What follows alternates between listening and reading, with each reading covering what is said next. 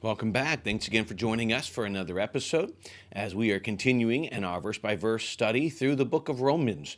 If you're following along with us, we are in Romans chapter number 9, and we're going to pick up where we left off a few days ago. We've missed a couple of days in posting some episodes, and so we're going to catch up with that.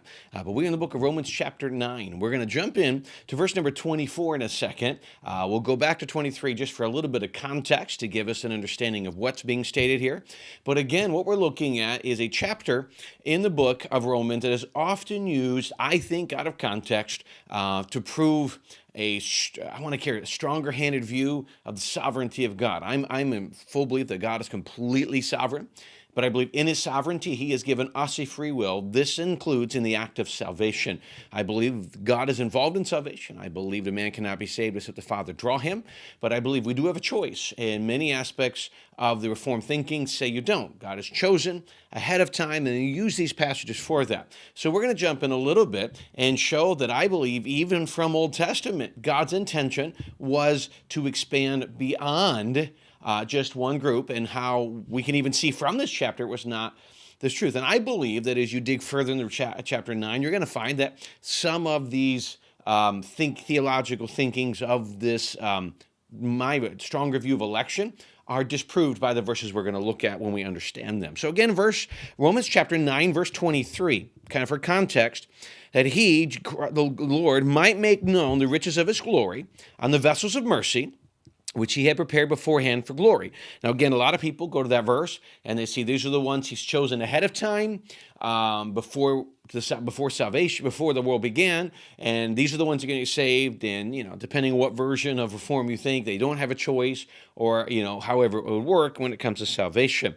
Let's continue to read to find out in context what it means. Verse 24: even us, whom he called, not of the Jews only, but also of the Gentiles. In that verse, he clarifies he's not speaking that. What he's saying is, in the Old Testament, his attention was to the Jewish people, but his plan was to expand out to the Gentiles, and he then quotes Hosea and Isaiah from the Old Testament to prove this. He says, verse 25, he says, also in Hosea, I believe it's chapter 2, I will call them my people who were not my people, and her beloved who was not beloved.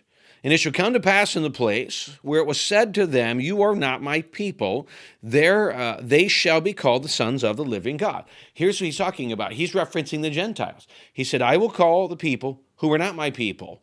He's talking about Gentiles. So in the Old Testament, the idea was to come to God, you had to come through Judaism. You had to come through the Jewish people, and because they were God's chosen people. And he says, my ultimate plan, long-term, he prophesied that in the book of Hosea, my ultimate long-term plan is that one day I will call non-Jewish people my people. And again, the term Gentile refers to anybody who is not a Jew. That would be me. And again, if you're not of Jewish descent, that would be you. And what he's saying in this is that he's opening up this gospel to everyone.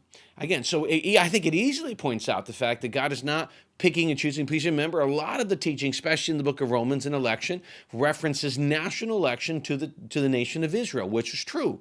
But God said long term that is going to break, and he says that while there still is chosen people, he said, I'm going to expand it to Gentiles. And then he explains in the next verse a little bit of what he does with the people of Israel. In verse number 27, he goes back to the book of Isaiah. Thus also cries out concerning Israel. Also cries out concerning Israel. Though the number of the children of Israel be as the sand of the sea, though there be literally innumerable when it comes to the people of Israel, the remnant, or only the remnant, will be saved. For he will finish the work and cut it short in righteousness, because the Lord will make a short work upon the earth. Now, here's what he's referencing. He's like, even though the number of the people will be as the sand of the sea. Now, you go back, and really, the reason he's using this phrase, in my opinion, is you can go back to the promise to Abraham. If you remember, Abraham was promised to be the father of a great nation. Later, Jacob was promised that as well. But Abraham was promised. He knew it would come through a son.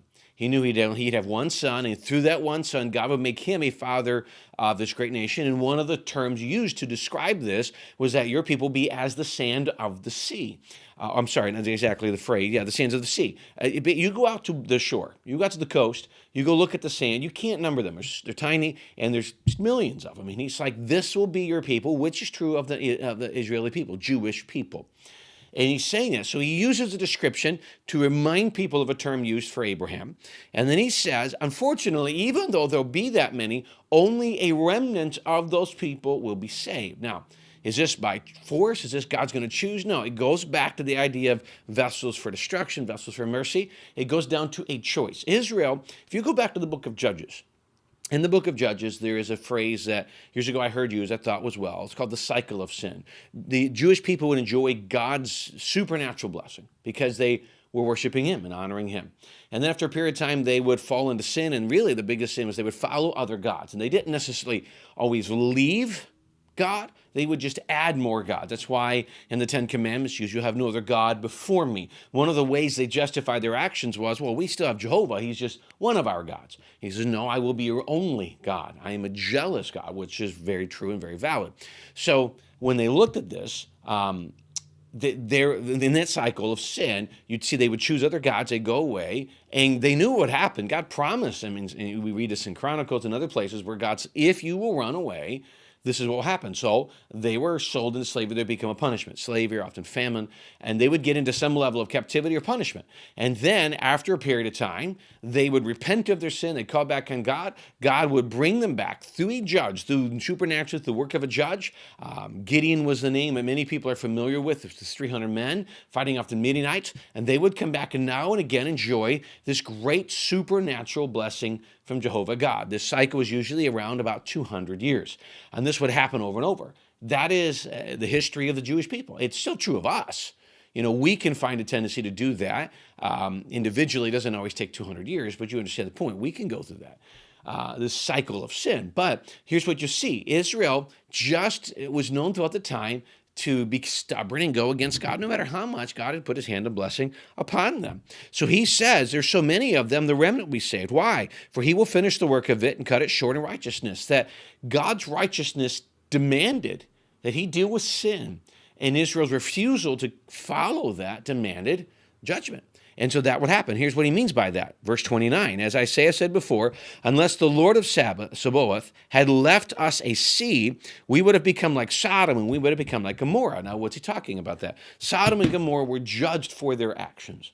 They were wiped off the map for their actions. And what Isaiah was saying was, if it weren't for the grace and mercy of God, we would be wiped off the map like Sodom and Gomorrah. So what you see here is because of Israel's choice, God chose to add the Gentiles, not just the Jewish people, but brought punishment on them because of their action. And he said, frankly, because of our actions, we deserve to be treated like Sodom and Gomorrah, but because God is so gracious to us as a nation, that's not what's happening.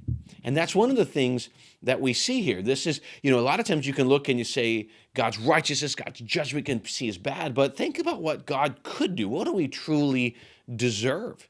And when you see what we truly deserve, then you see that, man, God has really been gracious and righteous. I mean, we deserve hell.